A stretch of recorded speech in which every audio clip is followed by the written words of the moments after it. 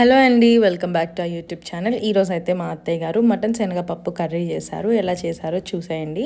First అయితే pan పెట్టుకొని దాంట్లో ఉల్లిపాయలు, పచ్చిమిర్చి వాటిని బాగా మగ్గపెట్టుకోవాలి. ఈ లోపలే మేము శనగపప్పుని నానబెట్టుకున్నాము అండ్ మటన్ కూడా బాగా ఉడికి పెట్టించేసుకున్నామండి.